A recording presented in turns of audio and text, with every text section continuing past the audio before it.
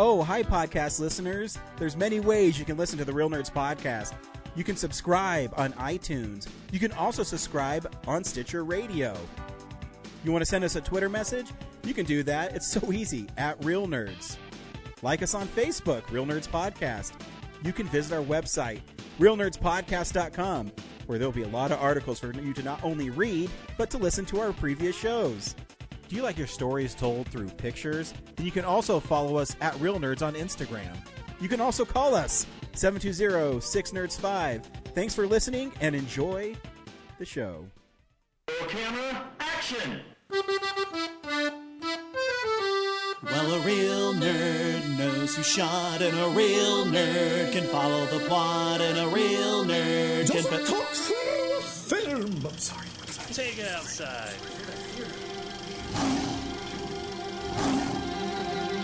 Well, a real nerd knows who shot, and a real nerd can follow the plot, and a real nerd will give it all they got. Lights, camera, action! Real nerds. Hey, all you crazy real nerds. Welcome to another exciting episode of the Real Nerds Podcast. Every week, we see a new movie and we podcast our experience to the world. I'm Ryan, and I am joined, as always, by my buddy for over 25 years, Brad. How are you today? This friendship ends tonight. Fuck! I knew it. Yeah, I'm good. Just getting excited about making some movie stuff. Yeah, what are you making?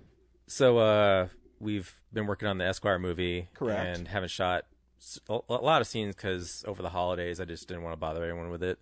But now things are picking up, and like we're going to shoot this mansion, and we have this house party scene we're going to do, and there's just like a lot of props and stuff I have to get together. And Very cool. So, shot lists to make. And in case this is someone's first podcast of ours on our 600th and something episode, 89? Well, how many episodes? No, it's like 670, I think. 670. What is the Esquire, and why are you making this film?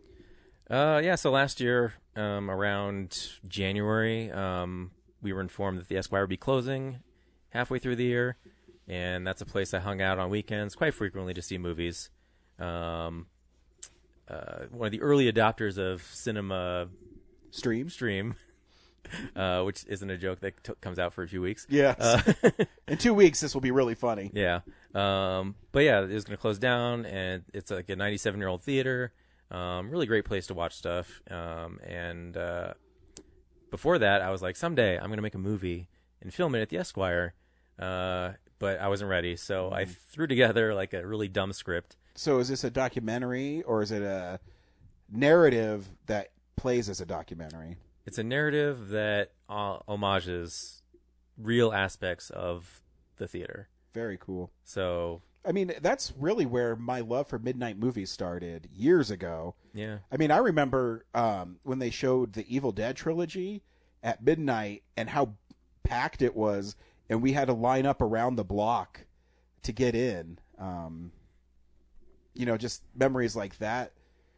That now that movies have kind of moved away from midnight screenings, it's all the big movies now start at 3 p.m. on Thursday. The movie we saw this week, Captain America: Brave New World, it starts screening early on Thursday, and then the last screening on Thursday is 9:30 at night, and the bummer is we've been doing this for so long that one of the reasons why we don't have midnight screenings anymore is because of the Aurora Theater shooting. And Because the time was the problem. Yeah, I know. And not so bad. Anyways, but that's, so that element has gone. And then now that the Esquire is gone too, it feels like a part of our film soul has like left. Yeah, even after the shooting, like the Esquire still did midnights. Yeah. But then after the pandemic, like they scaled back to 10 p.m. So, yeah. It doesn't seem like it's unique anymore. I didn't see episode 1 at midnight, but I did see it at 6:30 in the morning that Friday. And they don't even do that anymore because, now there's so many screens, but, we've all had experiences where a movie we wanted to see, I remember seeing Spider-Man 1 and it lining up all the way to Radio Shack from Denver West. And that movie going experience is gone, and that's awesome that you're doing a movie based on it, because that kind of gelled for me for appreciation of older films in theater at the Esquire. And I remember thinking it was cool if it was being shown upstairs. And yeah. Yeah, it was a cool place to like go back and feel like you're watching a movie like your elders did. Yeah, and it's weird because it didn't have the stadium seating, but it had staggered seating, but not how we know it now. And there's something about the popcorn there, and it's I don't know. Best popcorn in the world, yeah. So many formulative experiences happened there. Like I was introduced to the room there. And you took me to the room there, one of the last screenings, and yeah. I met Tommy Wiseau there many times. Yeah, and it's the thing where if I didn't see the room there, I probably would have hated the movie. Oh yeah. But when you're there and people are saying jokes, and because I'm also a person that says I hate when people talk in movies, but that it's such a community there, and you need that in that movie, or it is going to be awful. Yeah. So yeah. And I for years didn't take advantage of the Rocky Horror Picture Show there, but it's another one of those communal experiences where like if I watched it at home I'm like it's okay. Yeah. But like watching other people have fun with it and like Yep. produce their own theatrical version of it as the movie's playing, I was like, that's pretty impressive. And Yeah, the I fact that they agree. did it like every month for like 20 years. Yeah, it's so yeah, that's cool that you're doing something to keep it alive, because you also have a website where you just have posters that you salvaged from there. Yeah. But it's going to be more. But right now you have so much going on that it'll eventually build up. Yeah. I don't get paid for this shit, so Yeah. I can't be in a rush to get all these posters cataloged and program a website to sell them to you. So But eventually, it's but it's cool that someone like you is keeping it alive. So yeah. And I'm not going to make money from that. Like, you're going to donate to get the posters, and then that's going to go to arts people who need yeah. it. I guess I should say it's a .org. It's not a not a .com. It's not a commerce thing. It's to donate to the arts and Denver Film. So So yeah, if you're hoping to find that really rare 90s international film poster, I got it. sweet. So yeah, keep it up, Brad. That's awesome. Yeah, thanks. We this week we saw Captain America: Brave New World. We'll recommend the film or not, play the trailer, and then spoil the movie. We'll also talk about movies we watched throughout the week. We're a movie podcast. It's what we do. People, it's funny when I was talking to some of my workmates, and then you realize that we've been doing this for 14 years, and the relationships we've made at cons and with artists, and now in my new house, I'm able to, display my George's Genti artwork in the open. And Which, dude, I'm so sorry about your commission work. oh, bro, so I'll tell you well, it's not a funny story, but it'll be a long story. So, if you look over on the far corner here, Brad, I have my Mortal Kombat shrine, and so Chad Hardin, who drew Harley Quinn and a bunch of other, he's actually doing the covers for Edge of Spider-Verse right now, and helped. Actually, I hope he comes to Fan Expo this year, because I really want to ask him. So Marvel is resurrecting the original Gwen Stacy, and she's coming back as a hybrid of Wolverine and Deadpool that she got mixed with adamantium, and I don't know what they're doing. They're trying to ruin my childhood. But he designed the character or the costume, so he did the first cover for it. So I'm interested. So anyways, he's one of my favorite artists. His art is stunning.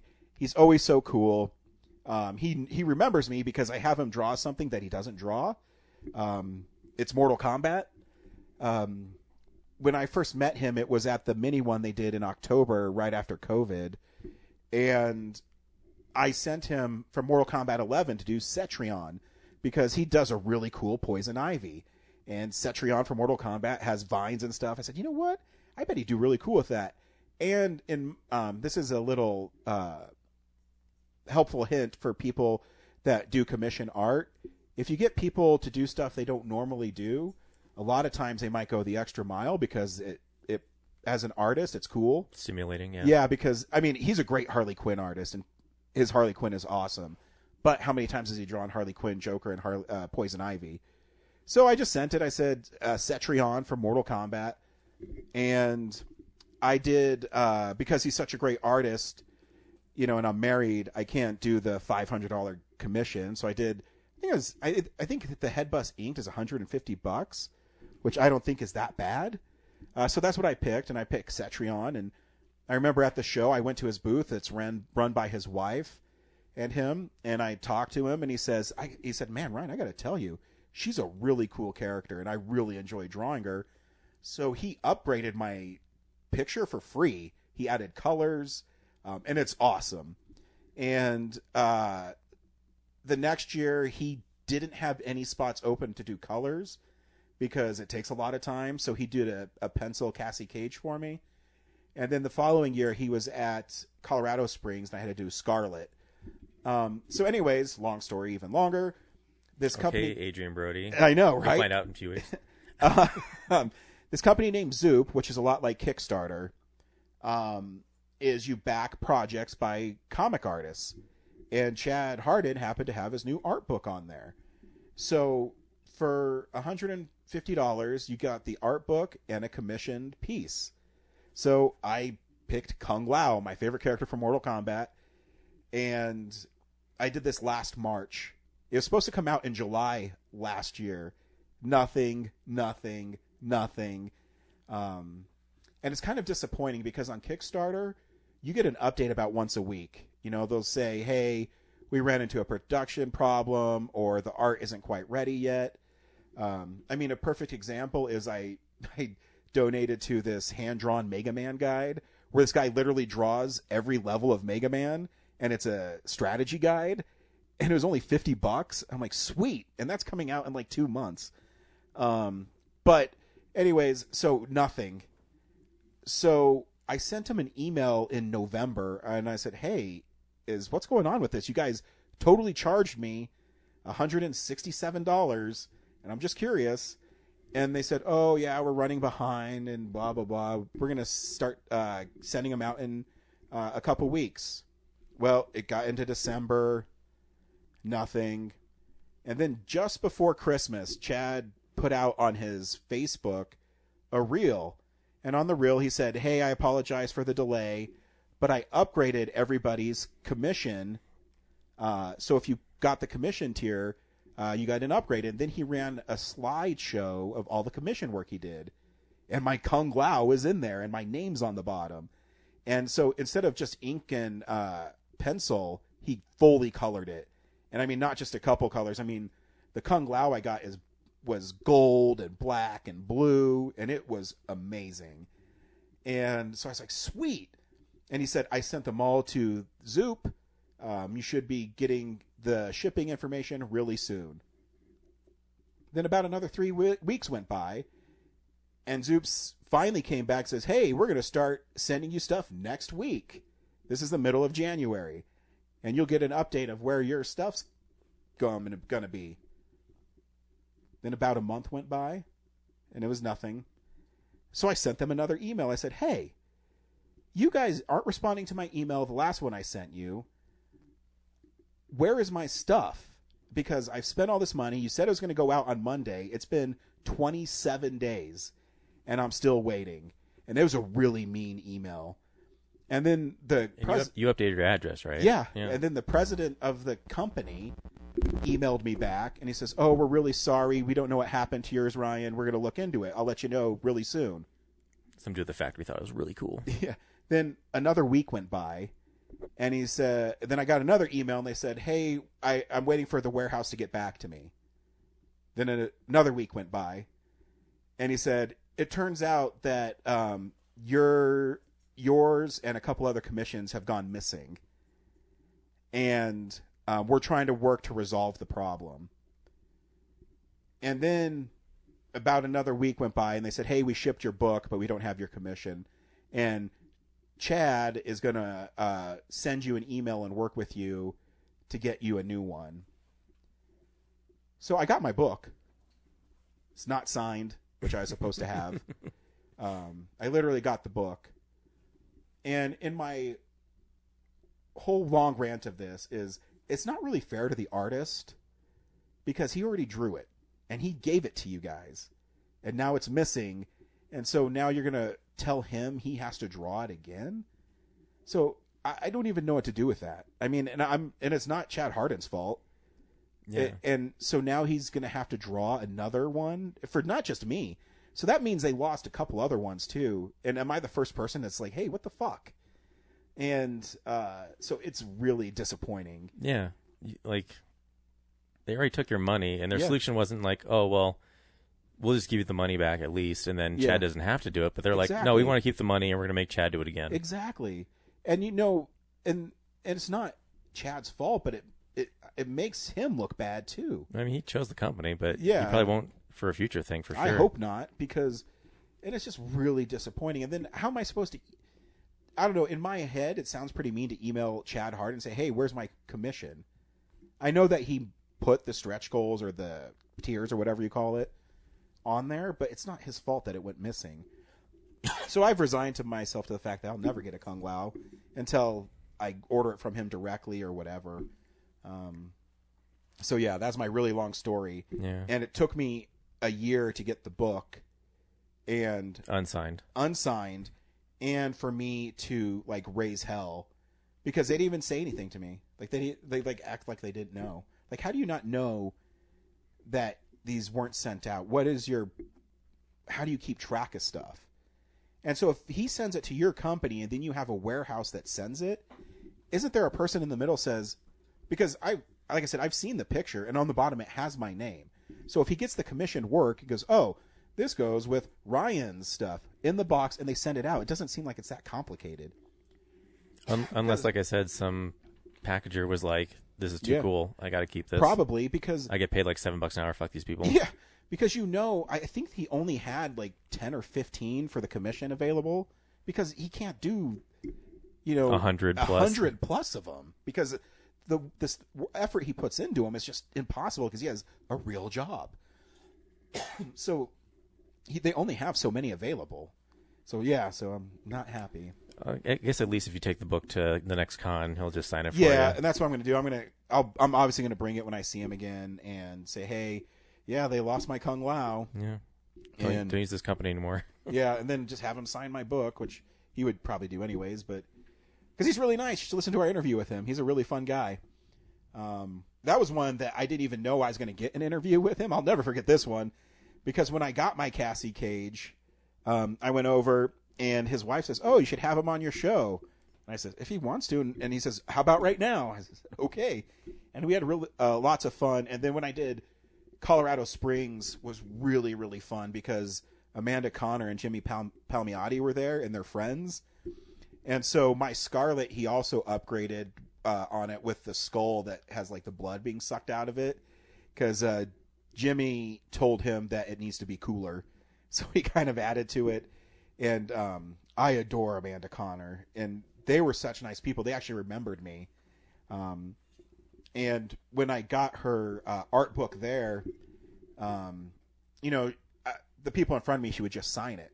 And then for mine, there was a page in there because, they usually have like a blank page and they would sign it. And then on mine, Jimmy did a sketch of Painkiller Jane and signed it. And then Amanda took it and she flipped into the book. And there's a part where there's this pinup girl sitting at a TV. And she drew in the TV, I Love Ryan, and then she signed it. So it's really cool. So stuff like that means a lot to me.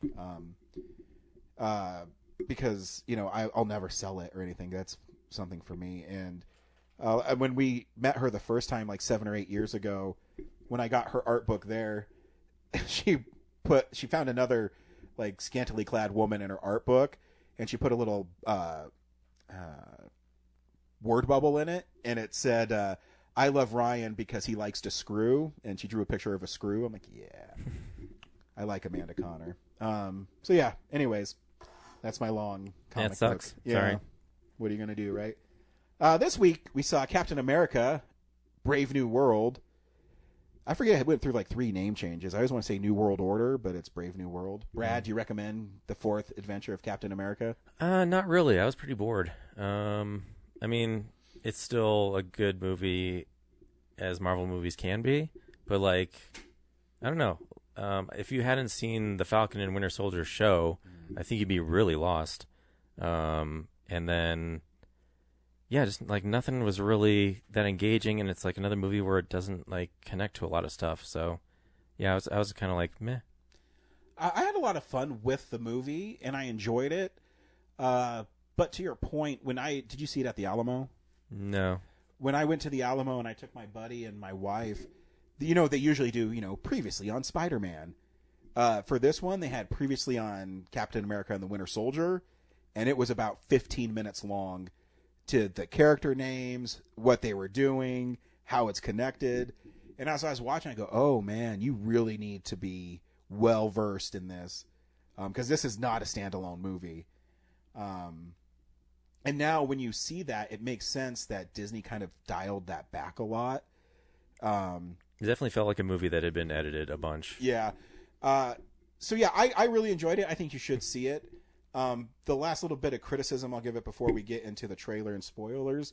It is the first Marvel movie where I could pick out the pickup shots. Because some of the lighting didn't match. And when I read an interview with the director, I guess there's a whole other part of the movie with the Serpent Society that they completely cut from the film.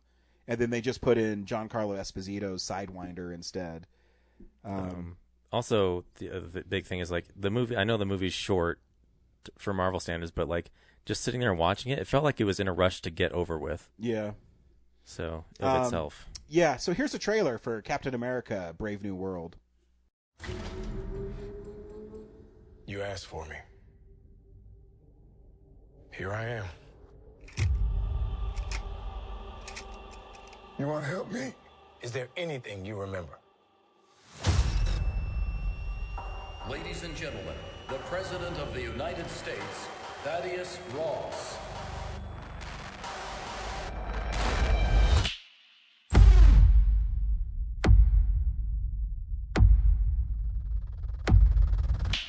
Whatever this is, Cap, be careful. What do we know? There were 5 shooters. This was a coordinated terrorist attack, sir. I was a wartime general. Now I'm a wartime president. Your inner circle's been compromised. Let me fix it. Watch yourself. You're not Steve Rogers. You're right. I'm not.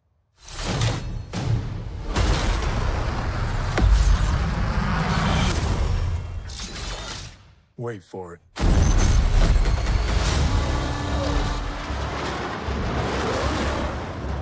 We're on the brink of war. I can't trust anyone.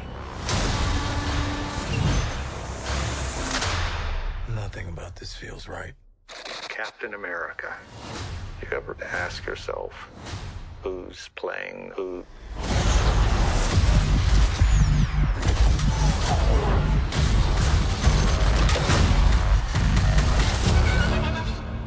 Someone's been pulling the strings on everything. You're under arrest? I don't want a variable out there that I can't control. Stop! Captain America caught without his wings. You like to play dress up and blindly execute the state's orders. Don't say I didn't warn you. What if this is a trap? You don't even know what this is.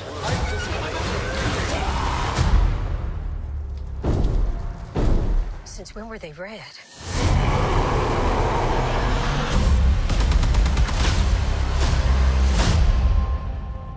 You want me? Come and get me!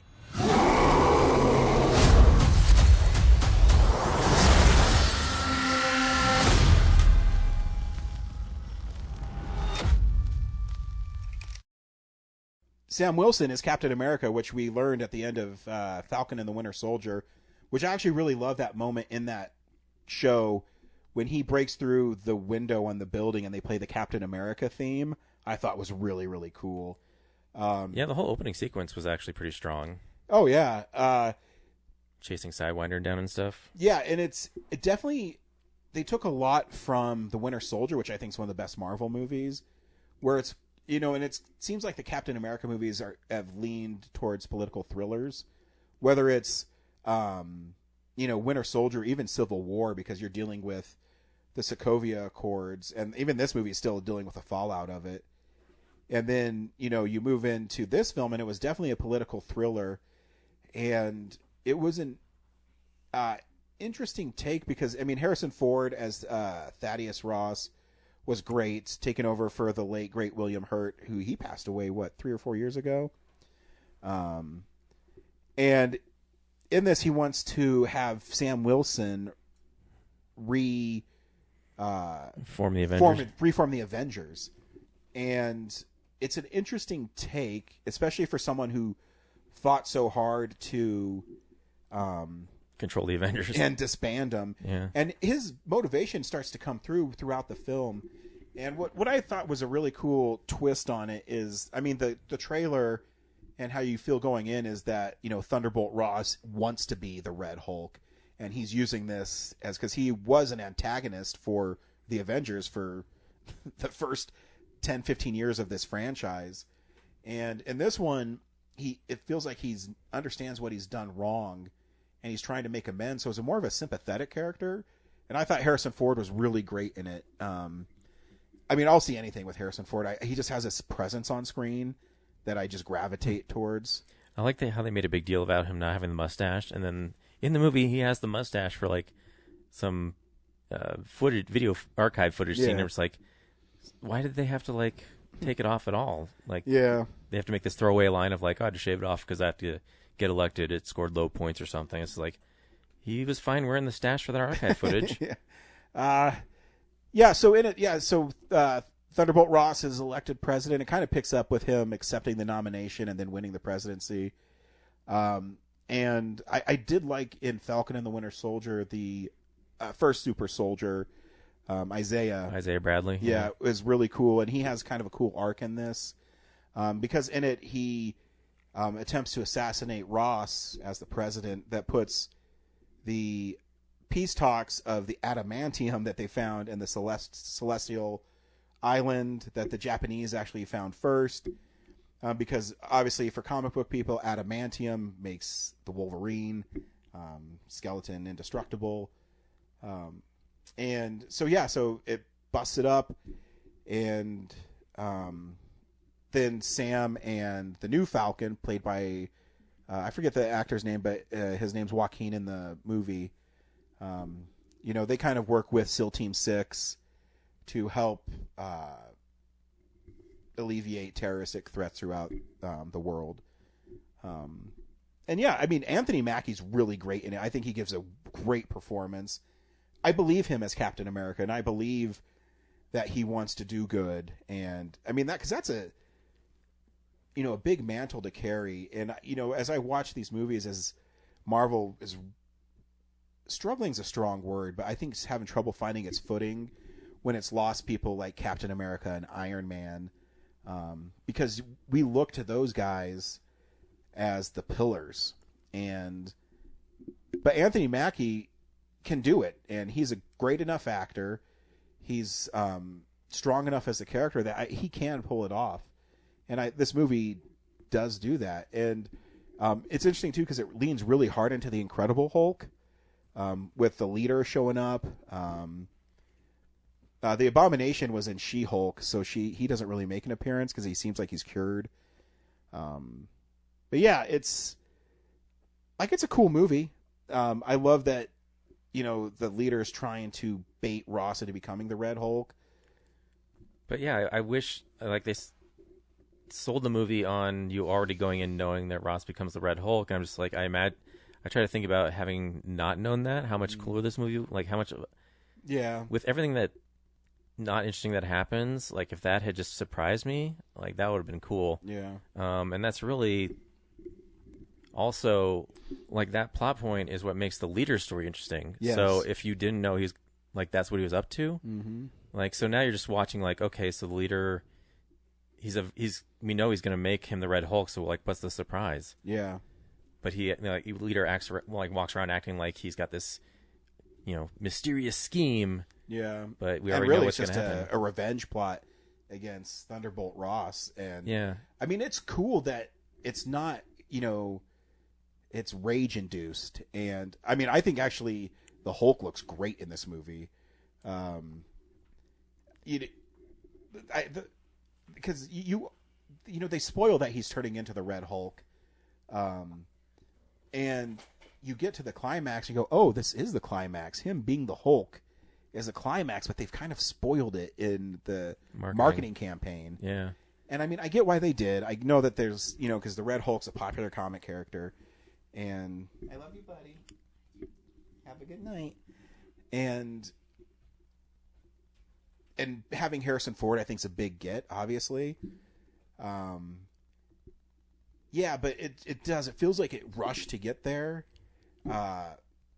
And there's one thing I didn't understand about too the ending, the fight is why are they shooting him?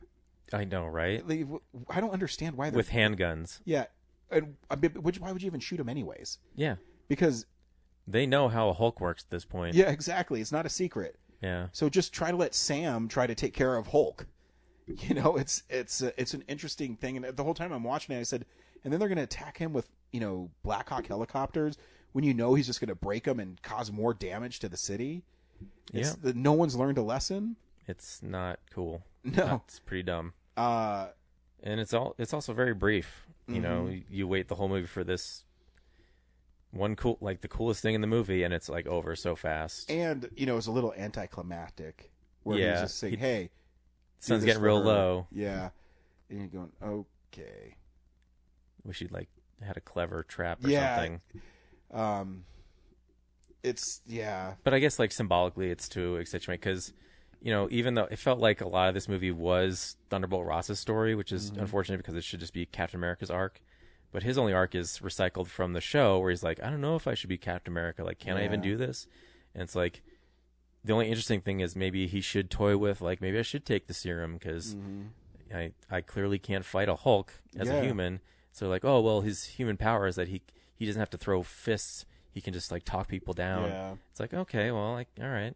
Because there was some political intrigue too. You know, I liked the story of the Japanese being double crossed, and that, you know, the greed of the American political system even superseded what Ross was trying to do. He wasn't aware that people were going behind his back and manipulating him.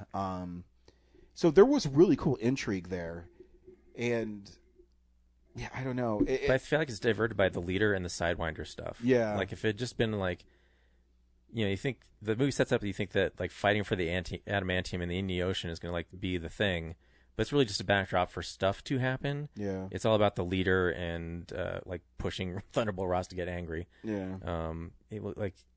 There's adamantium over there. That should be the battle between these countries, and Captain America has to find a way to defuse three adversaries. Yeah, because, you know, him defusing the two presidents, I thought would have been really interesting, you know, because they do have that dog fight, which was really cool, where, you know, Cap and Falcon are saying, hey, you know, don't hurt them. Let's try to show them that we're trying to stop this from escalating, and how they have to, you know, strategize how they're going to do it. Yeah, I mean, I still enjoyed the movie, and I was actually shocked because Laura went and saw it with me, and, you know, she's not the biggest superhero movie fan, but she'll go see movies with me because I get excited. I mean, I left work, I took Kellen to hockey practice, and I go, hey, let's go see Captain America. And she actually liked it. And which I was shocked because you're right, it's so heavily reliant on knowing what happened in Falcon and the Winter Soldier. But the whole Isaiah Bradley thing is just yeah, there's so much backstory in that show that you're just why is this guy special to this guy in this movie? And I felt like the movie should have dug into that more for him, because that, if the movie's Captain America's movie, that's what he cares about in this movie is saving Isaiah Bradley, and he's really just kind of this pawn for this other thing.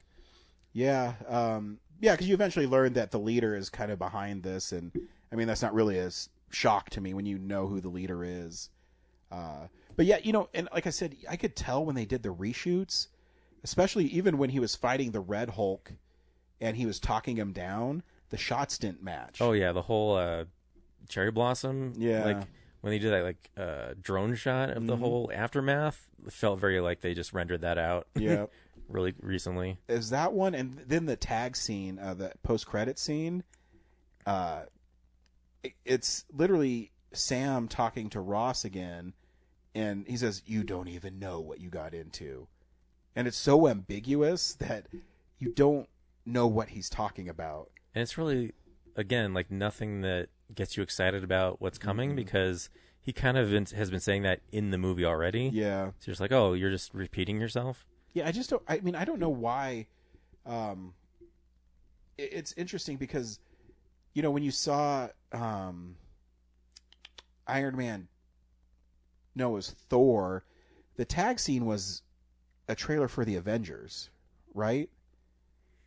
No, it was Loki and Thor. They were standing in like the spaceship. Which and one was the looking out. tag for the Avengers then? Was it? Well, was it Thor? Well, then Thanos drops in, and then it cuts. Like you see Thanos' ship, and that kind of sets up Infinity War. No, I'm talking way before that. Oh, to set up the first Avengers movie. Oh, yeah, like I don't know. It was Thor, right? I guess it'd have to be because it was Captain America first, Thor, then and then Avengers, right? Am I remembering those right? I thought they had 3 movies come out that year, and then I don't know. Because I just don't know, why did they do like a tag with the Thunderbolts? I know, right? Because Bucky's already in the movie. Which is weird that he's like running for Congress. Yeah. I mean, in this day and age, it's not strange for someone with a criminal record to be. But he's also an assassin, so. Yeah, and then he's going to be in the Thunderbolts, so it's like. Yeah. I guess he's not going to take the job. Yeah. So he could probably lead the Thunderbolts, I guess. I don't know, but it seems like Black Widow's sister's going to do it. But anyway. Yeah.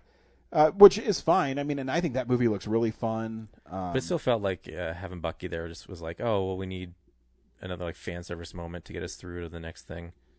Because they don't really do anything, just like chat for a bit and then. No. Yeah, it's. You know, and it's hard because you do want. You're so invested in this because it's a 35th movie, I think. So you want it to continue to happen, but you're right. It doesn't feel like the setups and payoffs aren't just like that exciting. Yeah, and it's. I mean, they ran into problems obviously because they had, you know, Jonathan Majors. I'm guessing that probably had something to do with it. So you hope they find their footing eventually. Because so we got it backwards as Thor then Captain America. Okay. And so it was Captain America because remember his tag scene was him punching that punching bag, and he punches it off its hinges, and then Nick Fury comes in. Yeah. And then they showed a little preview. Oh, of then he walks out into New York Times Square. Yeah. So, you know, I just don't know why they. It's almost like they're kind of stumbling over themselves. Instead of going back, why did, you know, the original ones work? Because, so you're showing Captain America, it's a standalone movie, you don't have all this baggage, and I get that it's, you know, 14 years ago. But to make it successful, I think you still follow that same, you know, trajectory. Because, you know, or you should have put, like, the Fantastic Four. You know? That's coming out this summer, Yeah. Just put something in there, you know, where... You can even have Sam be as simple as what Nick Fury did at the end of Iron Man. Have him show up at, I don't know, the White Widow place and say, hey, I'm putting together a team. Because you know they're eventually going to show up in Avengers Doomsday.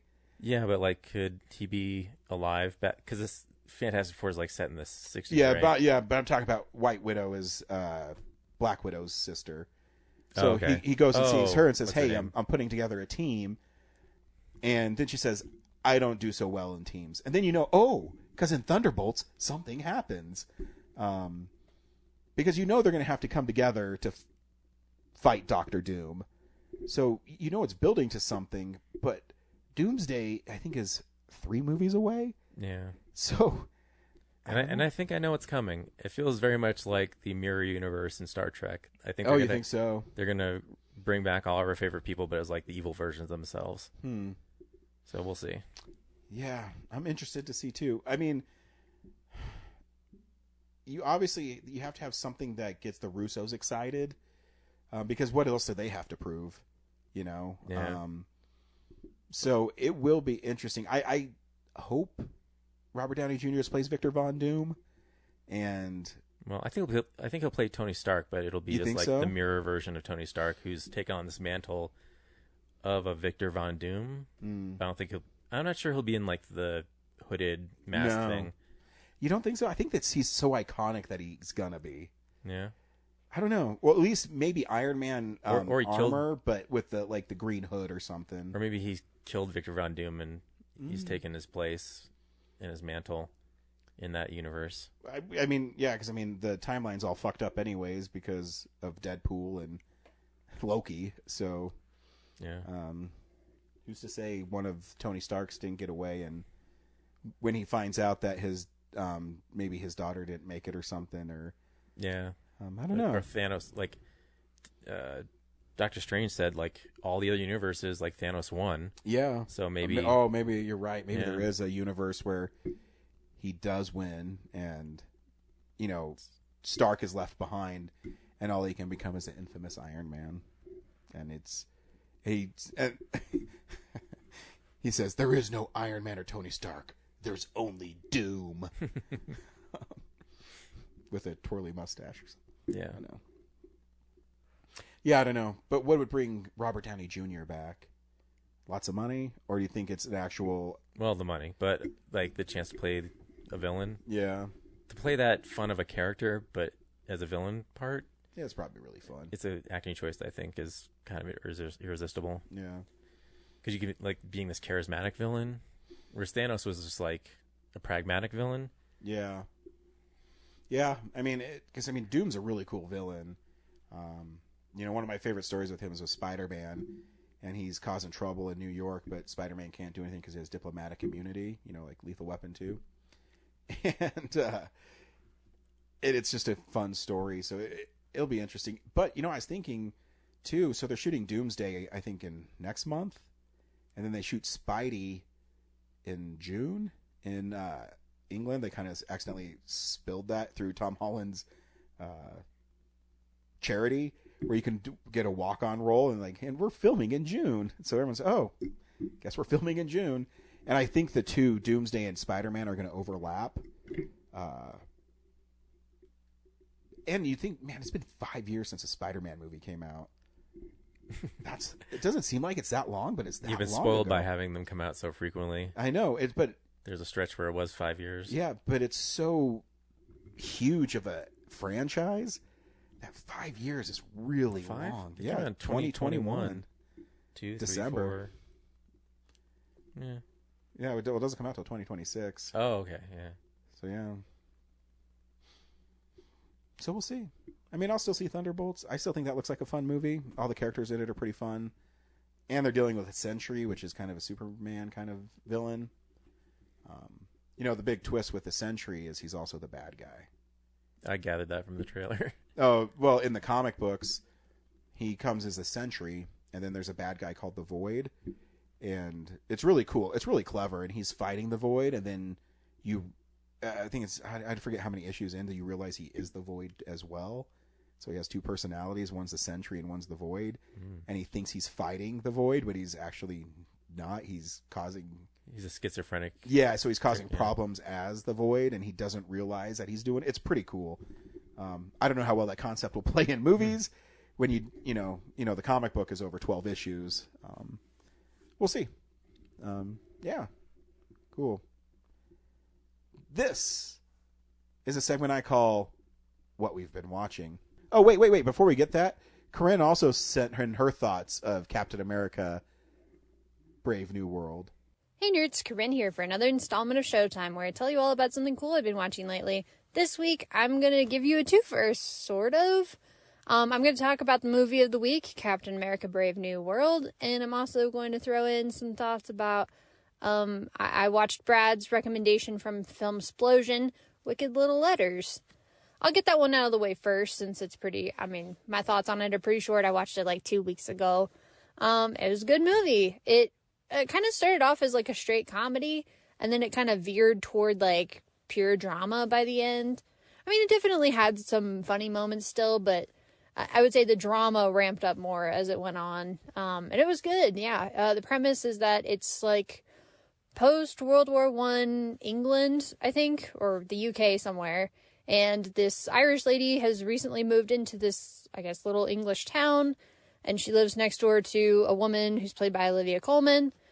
And suddenly Olivia Colman's character just gets like a whole shitload of foul-mouthed letters of, you know, telling her like, oh, you're a stupid, slutty bitch, or, you know, whatever. And she and the Irish lady had been friends at one point, and they kind of had a falling out over some misunderstandings. And now the Irish woman is getting accused of sending Olivia Colman's character these letters. And there's kind of this ongoing investigation of, well, is she really the one sending the letters, or is she the one, you know, is she being framed, or what's going on? So, yeah, it's a great movie. I highly recommend it. I watched it with my friend Jerry, and we both enjoyed it. He had, like, I had seen the trailer at least. We both went into the movie without having seen it. I at least had seen the trailer at Filmsplosion. I knew the general premise. But I rented it from, shout out to the library, by the way, because everywhere else I looked that had this movie, it was either you have to pay a shit ton of money to, like, upgrade your Netflix subscription, or you gotta, like, rent it for $4. And I was like, fuck that. You know, I know $4 isn't a ton of money, but I'm like, if I do that every time, it's gonna add up. So, yeah, shout out to the library. I got it for free on there, or I picked it up for free through the library, so... yeah, check your local library if you're interested in streaming movies. Yeah, that's my thought. Anyway, but yeah, he didn't know. I didn't tell him the title, I didn't tell him the premise, nothing like that. I was just like, this is a movie from the UK, and I think that, and it's rated R. That's pretty much all I told him. It's rated R for language, and there's a couple of like suggestive scenes in there, but yeah, it's mostly language. So yeah, we had fun. Yeah, good movie. I highly recommend it. It might have made my Filmsplosion list if I had seen it before we did Filmsplosion. Because you know me, I'm into, like, UK movies, period drama movies, like, that's my shit. So it's kind of funny that Brad, of all people, had it on his list, and I didn't. So, yeah, shout out to Brad. Thanks for the recommendation, even if it was indirect. But so, on to Captain America, Brave New World. Ryan's gonna get mad at me, but I saw a bunch of spoilers about the movie before I went and saw it. I didn't get to see it until the Sunday of the opening weekend. So yeah, of course, coming across spoilers, and I mean, kind of already sort of knew some of the things. I mean, Red Hulk was in all the trailers, and there were a couple of other things. It's like, you know, like XYZ is gonna happen or not gonna happen. I don't know. Part of me is frustrated with the MCU because I really don't feel like there's a lot at stake anymore. You snapped half of the universe away for 5 years. I don't know how you can top that. And we have had characters die, like main characters, you know, Iron Man died, although now they're going to bring Robert Downey Jr. back as Doom, apparently. And then, you know, Black Widow died. So, you know, there can still be stakes, but it's like, come on, you know they're not going to kill anybody off. Shoot. It's like, especially now that they kind of don't have like a main lineup anymore. Oh my gosh, we could have like a whole conversation about like the state of the MCU and like, I just, okay, just focusing on Captain America Brave New World. It was fine. I would probably put it on the same level as Thor Love and Thunder. I would maybe put it slightly above that. Because I thought Thor Love and Thunder had some good ideas, but the execution was terrible. Whereas, I thought that it was almost the opposite for Captain America Brave New World. Like, the ideas were kind of hit and miss, but I thought the execution was mostly okay.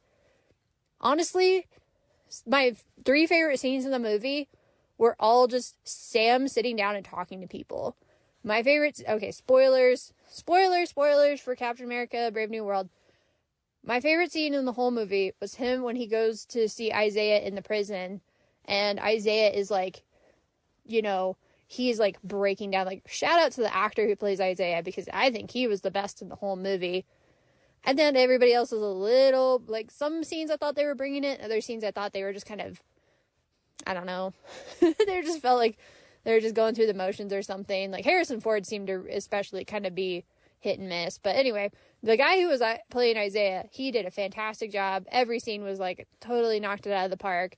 But especially the scene in the prison cell, or when Sam goes to visit him in the prison, and Isaiah's just like breaking down. He's like, I can't be in prison again, and telling Sam like, don't help me, or whatever he said. I don't remember. I also like the scene of Sam talking to Bucky, although I really got frustrated. Like, Bucky had such a good line about how Sam inspires people because he didn't take the serum. And then they immediately undercut it with the joke. It's like, oh, great, you couldn't even let the moment land. And then I also liked the scene of Sam going to visit Joaquin in the hospital. So, yeah. I think I had heard from some people before the movie that the action scenes were a little wonky and just not very well done. And I can definitely, I agree with that statement. The opening action scene I thought was probably the worst. The aerial battle around the Celestial Island was okay. And the Hulk fight was... The one upside of the Hulk fight was it was pretty short. So, I don't know. I guess I never saw The Incredible Hulk. I only ever knew Thunderbolt Ross from Captain America Civil War. And, bro, that was almost 10 years ago. They keep referring to these things of like, and I'm like, I don't remember that. That was 10 years ago. It's just like, why is it taking so long to circle back to these things? Even the Celestial Island, that was 3 years ago. That was, I think, 2021? Okay, so almost 4 years ago. But, oh my gosh. Yeah, so... I really liked it when they leaned into the angle of Sam talking to his fellow military veteran folks and really, like, trying to, leaning into his background as, like, a counselor and everything like that. Like, that was great. Action scenes were meh. Plot was meh. I think Tim Blake Nelson is his name, the guy who plays the evil scientist dude. I thought he did okay. He was maybe a little hammy, but... I mean, he definitely felt like a threat. Like, that... Yeah, that was another scene where it's like, he just randomly shoots this admiral and his wife, and it's like, why? We never circled back on that, did we? That must have been a remnant of some plot line that got cut. And it's like, oh, he just goes to their house and shoots them, and that was it. Like, we never found out what their connection was, or... At least I don't think we did. I don't know. The movie felt wonky, and... I'm glad that a lot of people liked it. It actually got a higher audience score than I would have figured. But I wonder if part of that is people just wanted to see a superhero movie. And I don't blame them, because we have gone almost a year and a half. And I think we only had one superhero movie, and that was Deadpool and Wolverine in that time. So I think people do want to see these like mainline Marvel movies again. And so, that was partly why, there's so much excitement and people were excited to see Sam as Captain America and blah, blah, blah. But I do wonder what it's going to feel like, what the second weekend of the box office is going to be if it drops dramatically because people were like, one and done, only saw it the one time, only needed to see it the one time. Because, they didn't want to miss out, or they were just curious, and that's, like me, that they just thought it was okay. And they don't need to see it again. But yeah, I'm curious to see what the second weekend box office numbers are going to look like. And I'm also curious if it's going to hold up on rewatch. Not for me, but for other people. If they'll think like, oh, it's even better. Oh, it's worse or it's about the same on second viewing. Because for me, since I knew so many of the spoilers going into it, it was kind of like a second viewing in some respects, but yeah, that's maybe why I didn't like it as much, because I had so many... I really wish they had not spoiled the Red Hulk stuff in the trailers. Or in the merchandising, marketing, you know, if they had saved that reveal for the movie, I think it would have landed a lot better. But of course, everybody knew, I don't know. I almost thought it was going to be reversed because I knew there was an aerial battle and I knew that there was going to be the Red Hulk fight. I thought we were going to do the Red Hulk fight first. Then we were going to do the aerial battle at the very end. Like that was going to be the big showstopper set piece. And it was the other way around. So, yeah. I kind of wish they had saved the aerial battle for the end. And maybe the Red Hulk could have come out and he could have been like that one Hulk scene. I think he's in the Avengers where he's just flying around and like smacking down all the little like Chitauri, little like air chariot things. And he's just like bouncing from one to the other. Like that would have been kind of cool, but yeah. There are other little things that irked me. It didn't, you know, like that phrase, death by 1,000 cuts. This felt like mediocre by 1,000 weird things in the movie. There were some effects that didn't hold up. I felt like sound mixing was off a couple times. Anytime that Sam and or Joaquin were out, like jumping, you know, flying into the air, the way they took off felt so weird to me. Like there wasn't enough kick to it. Like they just took off like Superman. And I'm like, they have jetpacks and shit on. Why aren't they like why isn't there some kind of a whoosh or, you know, like a noticeable like, you know, increase of speed? And it was just like they just took off. I don't know how to explain it without showing it to you, but it just felt weird to me. Like there wasn't really weight to it, both in a physical sense and in a metaphorical sense. And I don't know if that was on the sound design or the effects or both. But yeah, anytime they took off, it felt weird to me. Same thing when they landed, but maybe not to as much of a degree. But yeah. Yeah, there were a lot of little things that just kind of added up across the movie that it's like, oh, like Giancarlo Esposito's character is only in like 3 scenes. He's got a pretty prominent place on the poster, but okay. And the one Black Widow character, I don't remember her name, but she was so short. She looked like she was about 5'6", or no, sorry, not 5'6", 4'6". Like she was so short, and she's taking down like 300-pound dudes. I'm not saying it's impossible, but it's very improbable. And it's like, could you get a slightly taller, slightly bulkier actress to play this role? Someone who's a little bit more believable is somebody who could take out, you know, trained commandos. But yeah, she was so short, I thought she was like a little person for a second there. Like the way she looked next to Harrison Ford seated was maybe like, I don't know, half a foot shorter than she was standing. Yeah, it was weird. Anyway, I've rambled on enough, but those are my thoughts, so. Hey nerds, it's Corinne from a few days after I initially recorded this, but I just wanted to follow up with some few tiny observations that I had in addition to the ones I already said. I realized, I was like, why does Isaiah Bradley like look and sound so familiar? And I did watch Falcon and the Winter Soldier, but it's been a really long time. But I remember at the time hearing the name Carl Lumbly, and I was like, why does that name sound so familiar? And I looked it up. He is the same actor who voices J'onn J'onzz, aka Martian Manhunter, in Justice League and Justice League Unlimited, aka the DCAU. So I'm like, yeah, no wonder. I was like, yeah, Isaiah Bradley, like, he can do no wrong. He's like, I've never done anything wrong in my life. And I'm like, I know this and I love you.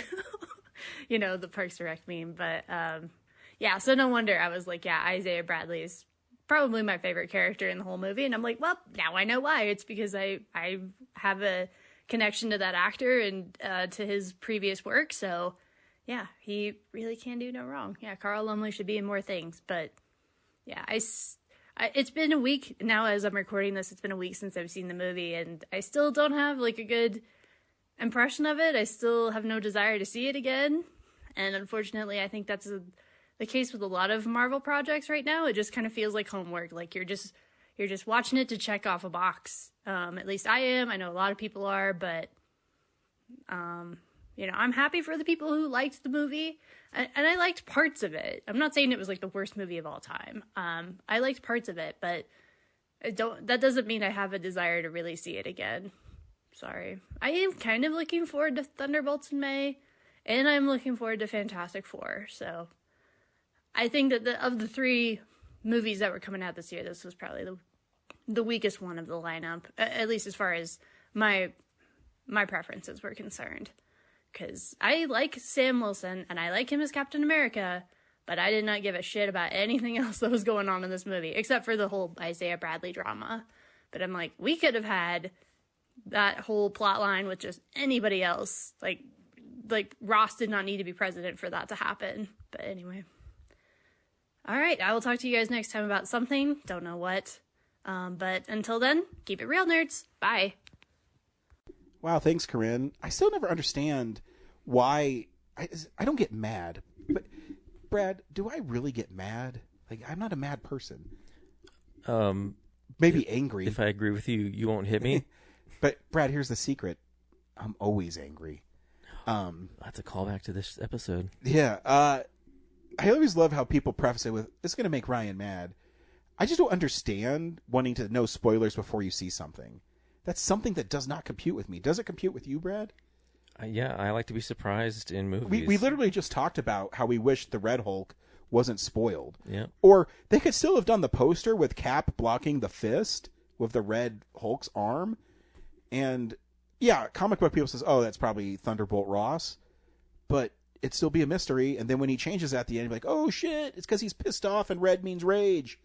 Or what if they sold the movie making you think Thunderbolt Ross was going to change, and then you watch the movie and it turned out to be someone else? Yeah. Deviating from comics? Because it was even interesting when, I forgot to talk about this in our review of it because we kind of got sidetracked, but how that SEAL Team 6 people were, killed and stuff, because it was kind of sad.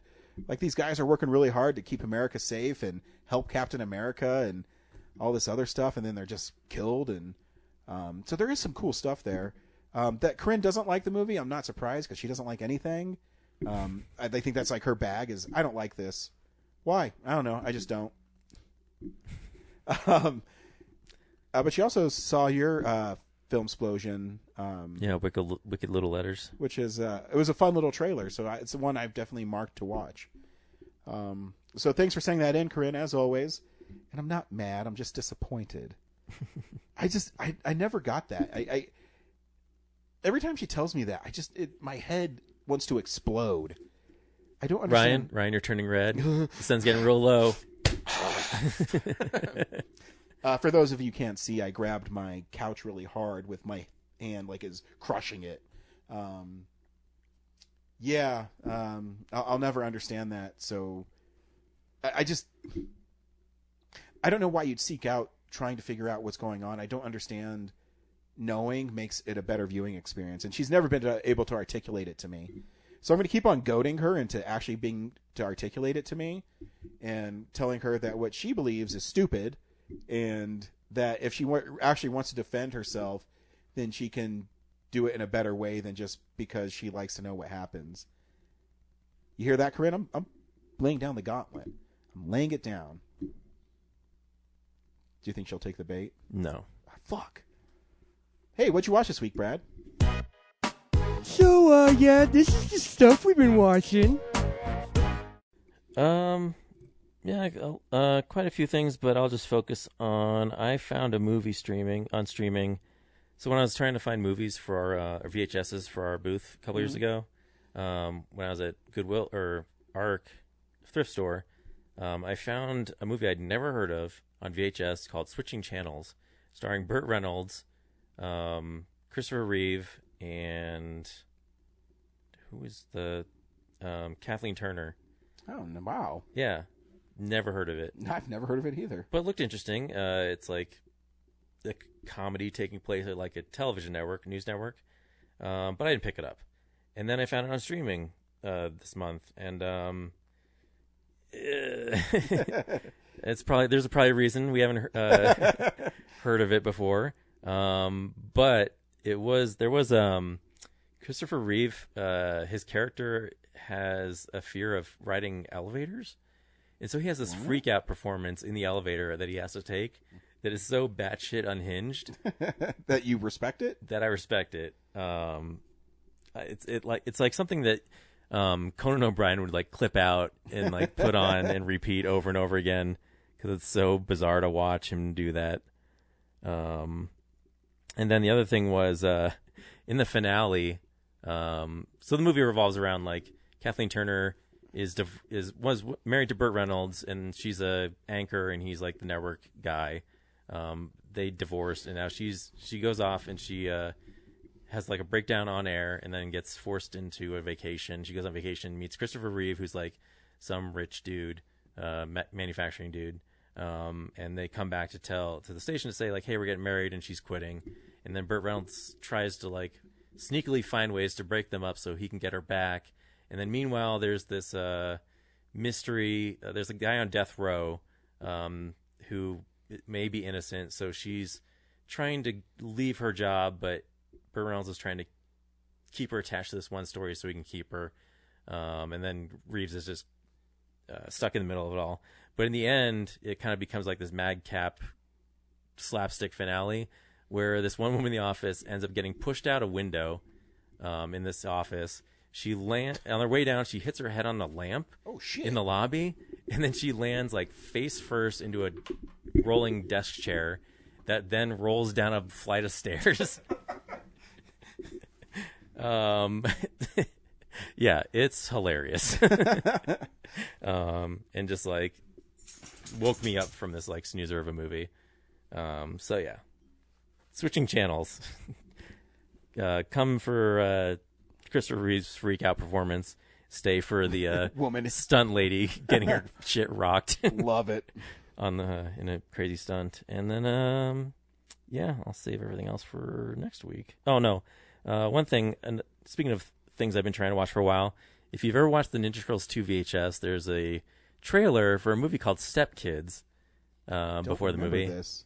I forget what the band is, but it's it's like Ferris Bueller. There's this teen girl. She's talking to the camera, talking about her wild step family that includes like Griffin Dunn and David Strathairn. Now it's coming back to me. Yeah, this is my brother Chet. He's a real scientist, or he's a jerk. And so apparently sometime after that trailer was on that VHS, and when I don't know if it ever went to theaters, actually they renamed it and called it Big Girls Don't Cry.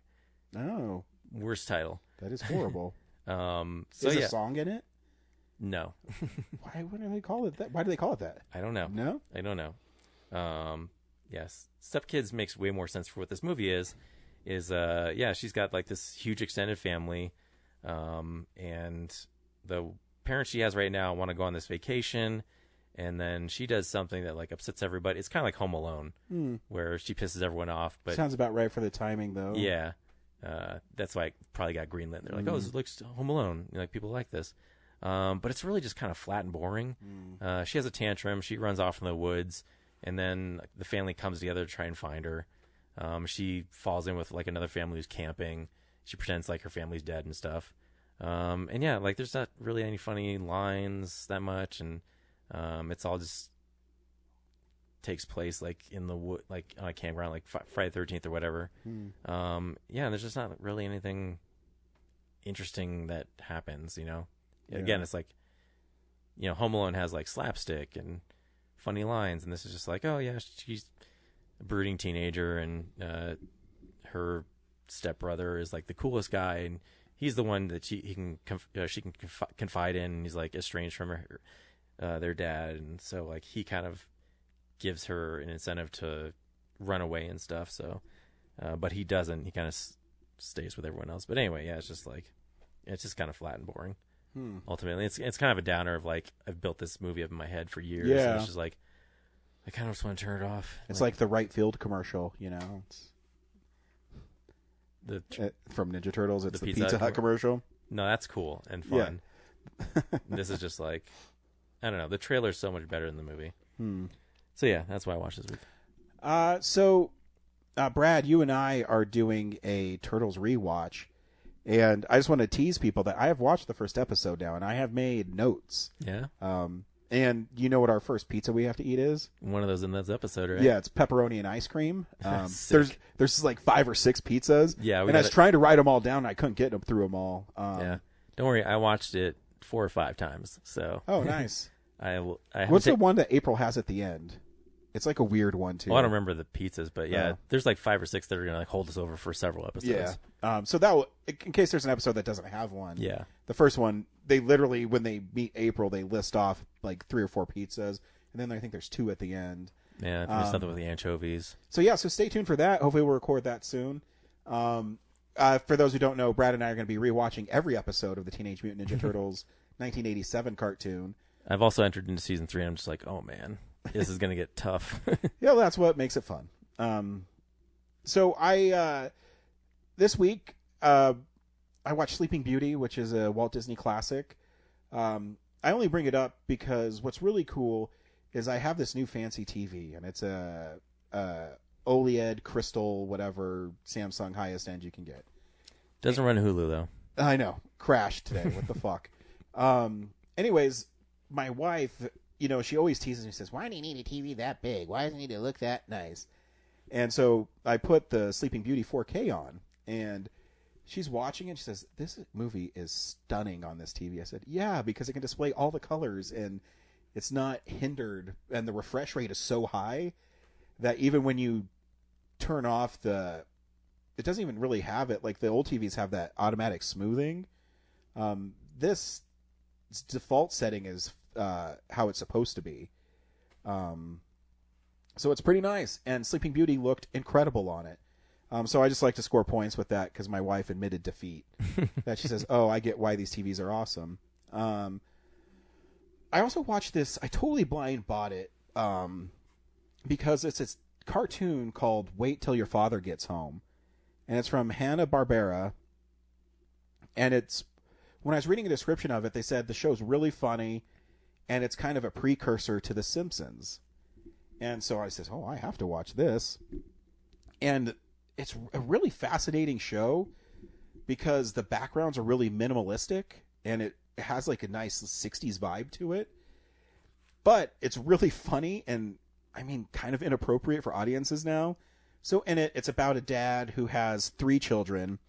He has an overweight daughter who is always trying to lose weight. He has a son who's like a surfer hippie dude. But his daughter is also a feminist. So she always is doing these marches and all these things. And then they have the little rapscallion, you know, youngest son who's always getting in trouble and causing problems. It sounds like the Griffin kids. Yeah, it really is. Yeah, it kind of is. You know, I bet Seth MacFarlane was proud. Well, he started to work at Hanna-Barbera, so maybe he was influenced by it. But the dad isn't as stupid as Peter, though. But the dad is, you know, he works 9 to 5, and it's pretty funny. And his neighbor is this super racist guy. The first episode, when you first meet the neighbor, is how he wants them to vote against letting a Jewish person into their like club. It's basically like the water buffaloes from the Flintstones. And, you know, the dad in it, he says, no, he can be in our club. It's not a big deal. And he says, I don't know if I want Jews in this club. I go, whoa. I mean, it's so yeah, but it's still funny because that guy kind of gets his throughout the first season. He's constantly called out for being, you know, who he is. But it's kind of a fun little show. I was pleasantly surprised about how fun it is to watch it. And I'm a big proponent of, you know, supporting physical media. And when I read about this, they put out the DVD of the first season. They never released the second season because the first season didn't sell that well. In fact, before this Blu-ray came out, because I was just looking up stuff, I think the first season of it was selling for over $100 because it's so, like, wasn't popular. No one got it. And it came in those really cool Hanna-Barbera ones where it was, like, the black TV from the 60s, and it was clear. It was really cool, good looking. But But they remastered all the episodes. They all look great. The song is fun. So yeah, it's definitely something that I was pleasantly surprised watching. And when stuff is, only 20 minutes long, it's pretty easy to just get wrapped up into watching it. And so I had a lot of fun with that. And the last thing I watched was Friendly Neighborhood Spider-Man ended its first season on Disney Plus, and it was really good. They really explore Peter Parker, what it means to become Spider-Man. It sets up. It's actually really cool. Did you watch the series? I've just seen the ads because Ninja Turtles. Yeah. Yeah. The animation's really cool. It looks like it's Steve Ditko mixed with John Romita. But they explain a lot in the last episode, and it has this kind of cool time loop in it. Yeah, you should watch it. It's really good. And there's a couple episodes where Spider-Man's not even really in it. It's more of Peter Parker and his supporting characters. One of his friends in the first couple episodes is Tombstone, before he's Tombstone. And the last episode teases him turning into the Tombstone. He gets hit with this chemical, and his skin starts having like white splotches on it. Because if anybody knows, Lonnie Lincoln in the Spider-Man comics is an African-American boy, and he was made fun of because he was an albino, and that made him have skin as hard as a tombstone, and he became a crime boss. This cartoon takes it a different way, and it's really interesting. In this, he's an all-star jock and gets great grades, and he gets into the gang because his younger brother is messing up, so he trades places with his younger brother, and the evolution of his character is really cool. So yeah, I should check it out. I think all episodes are streaming, and make sure you watch Harley Quinn. They did an episode with Brainiac that is really heartbreaking. The Harley Quinn did an episode 2 with Batman's origin that was so great that kind of slipped under the radar because Harleen Quinzel is a psychiatrist, and she goes into Batman's brain, and it explains why he's always brooding and why he's depressed. And it's basically that he relives his parents being murdered and over every night, and it gives him trauma, and it's really great. And how she talks, because as she's in his head, she realizes that she's talking to a little boy, and this little boy is constantly seeing his parents murdered, and that fuels who the Batman is, and it's awesome.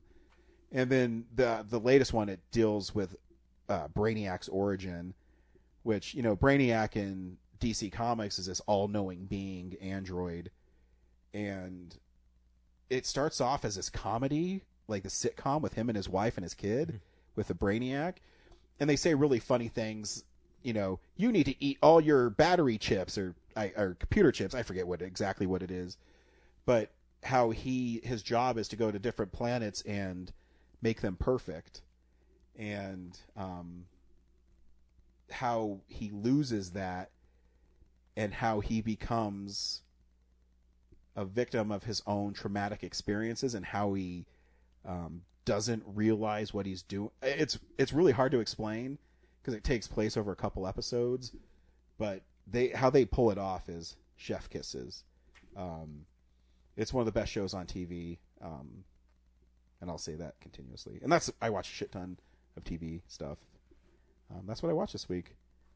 Cool. Next week, we're seeing The Monkey. That will be a lot of fun, so stay tuned for that. Yeah, until next time, we'll see you at the movies. Well, a real nerd knows who shot at a real nerd can follow the plot, and a real nerd will give it all they got. Lights, camera, action. Real nerds. Thanks for listening to Real Nerds Podcast, a Nebulous Visions production. Stream or download episodes, read articles at realnerdspodcast.com. Stream us on Apple or Google Podcast, Stitcher, Spotify, or iHeartRadio. Follow us on Facebook, Real Nerds Podcast, Twitter and Instagram @Real Nerds. Watch us on YouTube, Real Nerds Podcast. Email us at realnerds@gmail.com. Call us at 720-6nerds5. Thank you to Sparks Mandrill, Mike at Plan 9 Studios, and Bolognium for all of our groovy theme songs. And that's how you fucking do it.